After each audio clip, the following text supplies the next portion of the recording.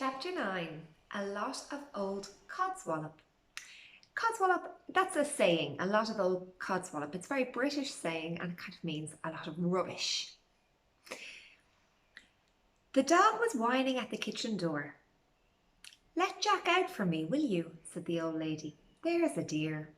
I'll tell you what, I'll fetch down the kite Bertie made for me. Shall I?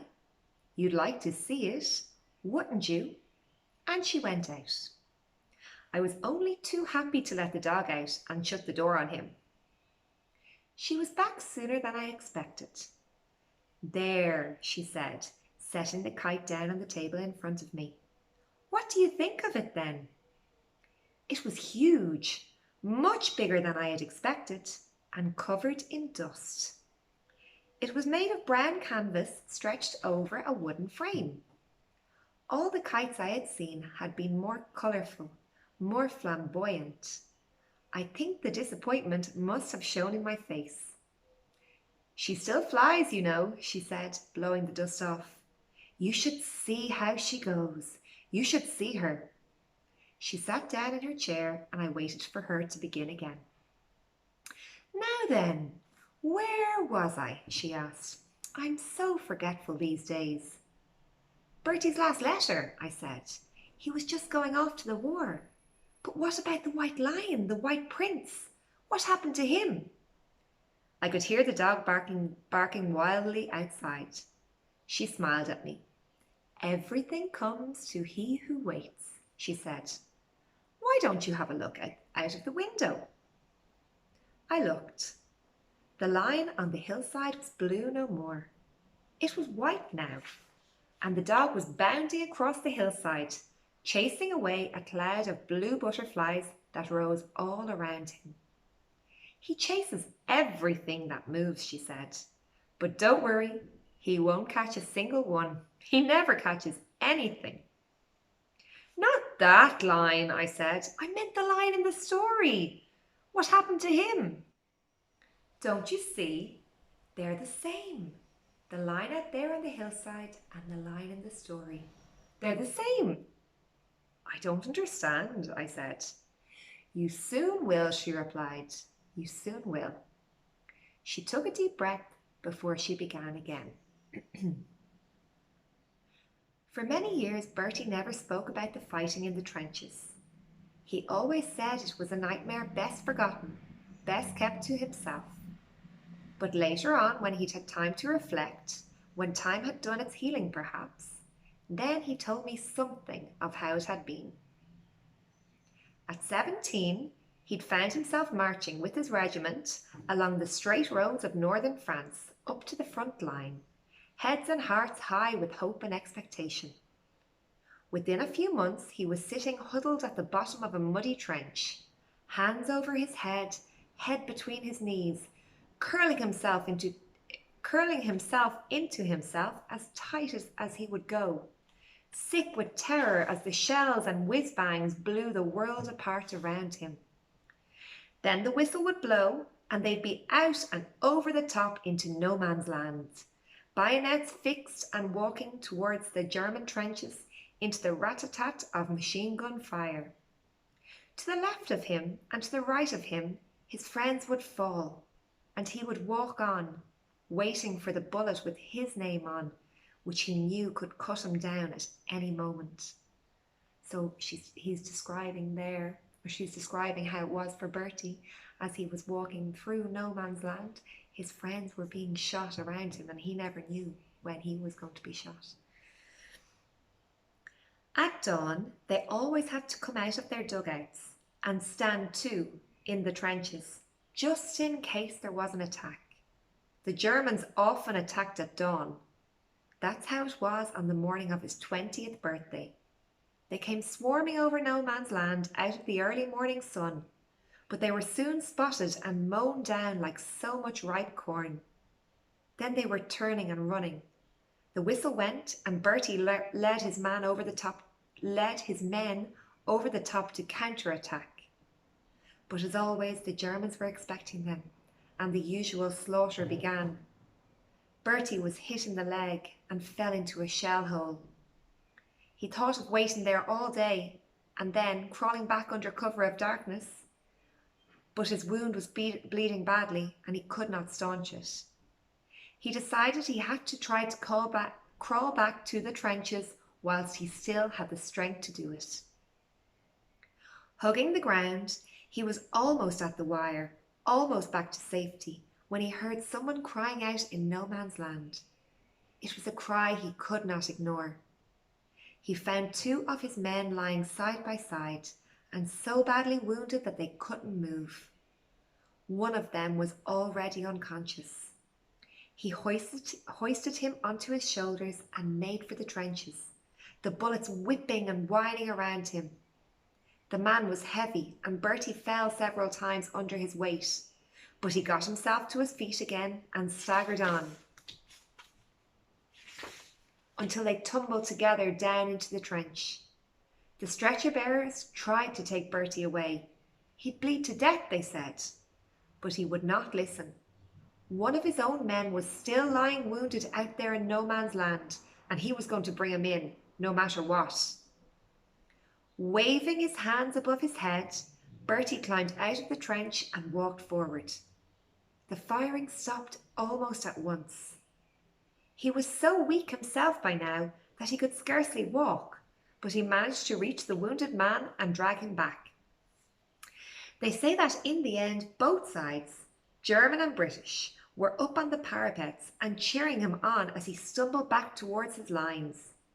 Then other men were running out to help him, and after that, he didn't know anymore.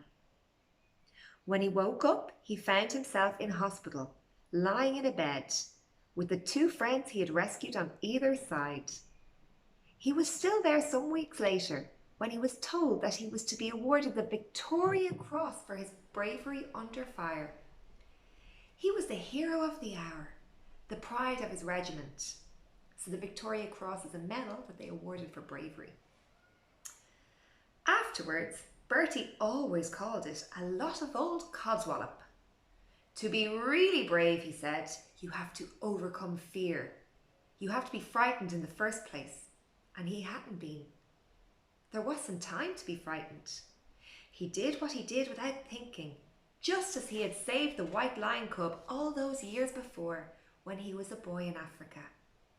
Of course, they made a great fuss of him in the hospital, and he loved all that, but his leg did not heal as well as it should have. He was still there in the hospital when I found him. It was not entirely by accident that I found him. For over 3 years now, there had been no letter, no word from him at all. He had warned me, I know, but the long silence was hard to bear. Every time the postman came, I hoped, and the pang of disappointment was sharper each time there was no letter from him. I told all to Nanny Mason, who dried my tears and told me to pray, and that she would too. She was sure there'd be a letter soon.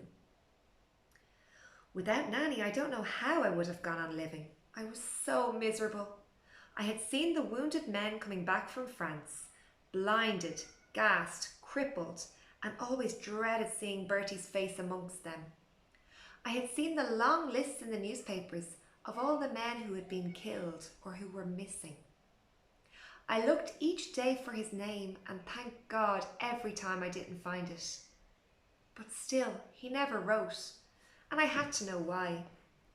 I thought maybe he had been so badly wounded that he could not write, that he was lying in some hospital alone and unloved. So I determined I would become a nurse. I would go to France and heal and comfort as best I could, and just hope that somehow I might find him. But I soon discovered that amongst so many men in uniform, it would be hopeless to go looking for him. I did not even know his regiment, nor his rank. I had no idea where to begin.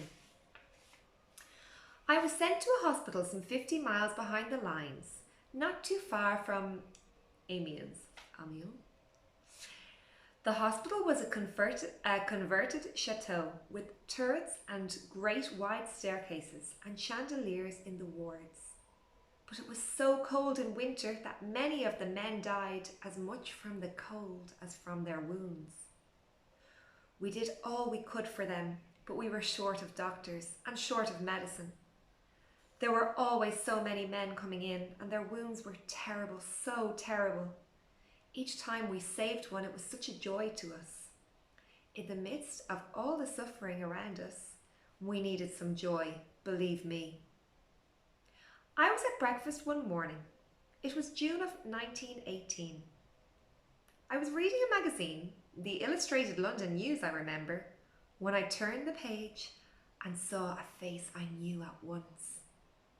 He was older, thinner in the face and unsmiling, but I was sure it was Bertie.